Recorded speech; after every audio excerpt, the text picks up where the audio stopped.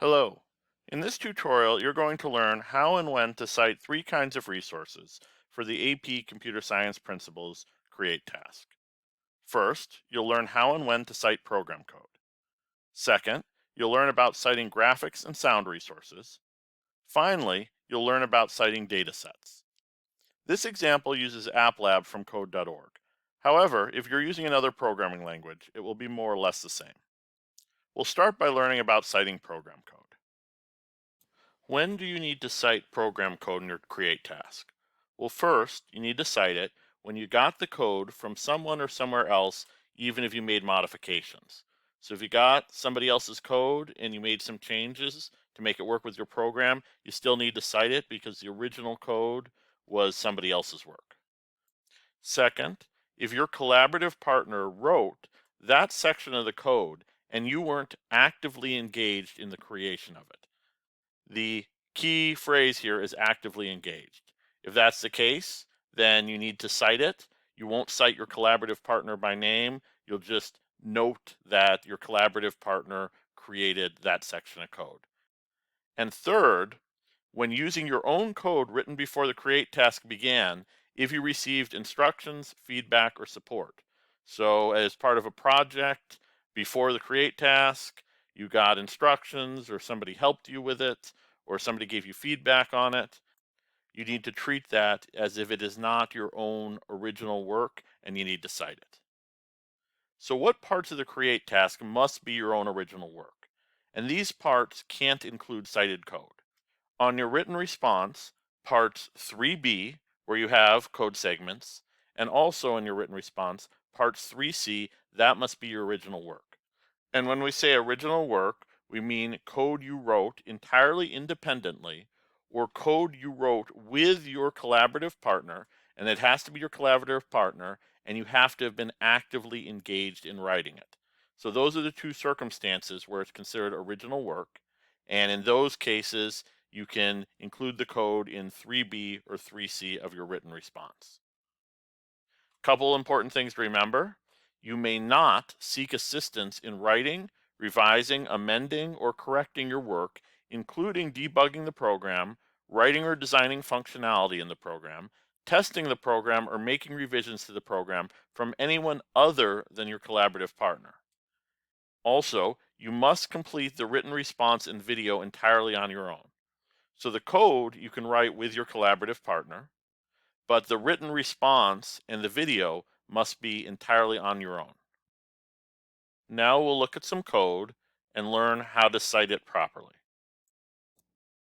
Let's look at the first piece of functionality in this program. I'm going to press run. Then we say enter your list of numbers separated by space and without commas. So I'm going to put in some numbers. And I'm going to say sort. And there we go. We got a sorted version of the numbers. So let's look at the code when you click on the button. So we have an event listener for the button. It, sets the text to blank.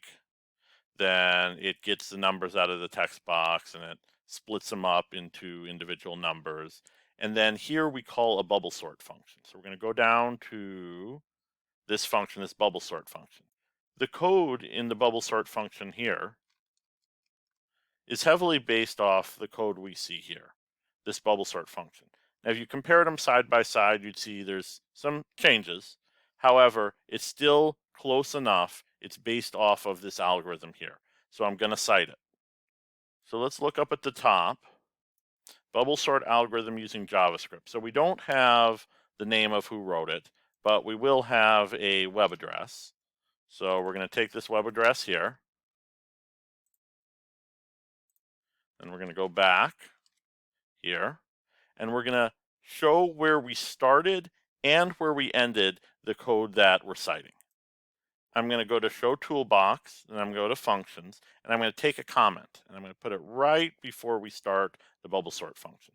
And this is a little note we can leave to other programmers. It won't affect how the program runs, but it'll inform other programmers important information about our program.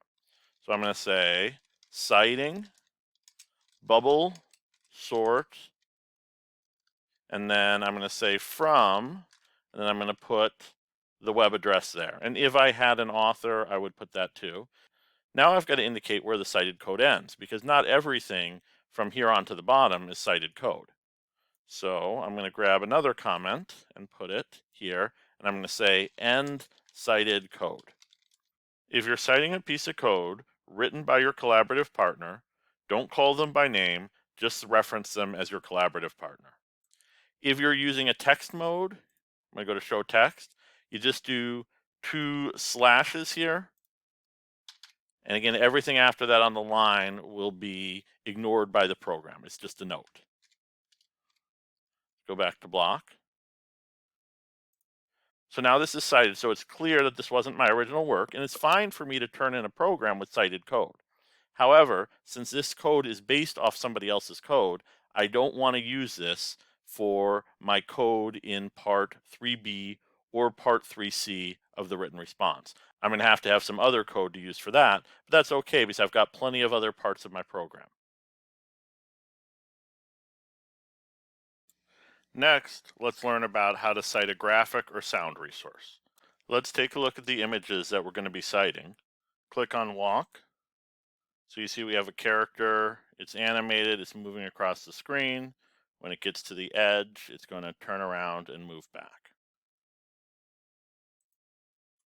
Let's look at the code for this. So we're going to go down to Gorilla Walk. Now this code is all my own, I wrote it. So I would be fine putting this in part 2C or 3C of the written response if this was going to be a good selection of code for that. However, I didn't create the images of the gorilla, so I need to cite that. Let's look at the images real quick. So what it is it's just frames of animation, and my code just causes it to flip through the frames of animation and then move the image along so it appears to be walking. Let's take a look at the source. This gorilla picture was part of this 2D game art bundle. You'll probably find most of your stuff on a web page. In this case, I have the name of the artist, so I'm going to cite that too. We also need the URL. So I'm going to cut the web address here. I'm going to go back to my code. Now when citing graphics or pictures or music or sounds, usually there's not a good place to tie it directly into the code. So I tend to put all of that stuff at the bottom and then it's out of the way. So I'm going to go to comment. I'm going to say comment. I'm going to say citation. I'm going to say gorilla picture. So that way it's clear what asset I'm referring to. Since I know the name of the author, I'm going to put it in. Finally, I'm going to paste in the web address. If I've got more graphics, more sounds, music, anything like that, I would just put it underneath at the bottom. Finally, let's learn about citing data sets. Let's take a look at the program functionality that uses a data set. I'm going to click on states. It gives me a list of all the states in the United States. Now let's look at the code. Print states. So here is where we load the data set. I'm going to put the comment right above it. I'll go back to functions, comment. Let's go over to the data tab. The table that I imported is called US States, and I got it from code.org's data library. Let's look at the table itself real quick. So it's called US States. The column I imported was state name.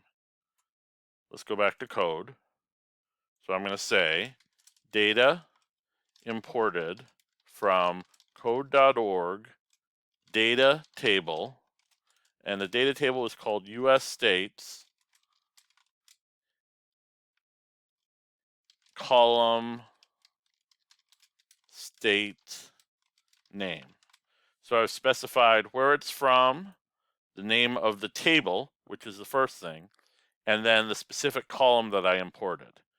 If you got your data from somewhere else and inputted it yourself, then you'll probably want to be a little more specific, but here I'm real clear where I got the data from. If I wanted to use this function in the free response, part 3B or 3C, that would be fine.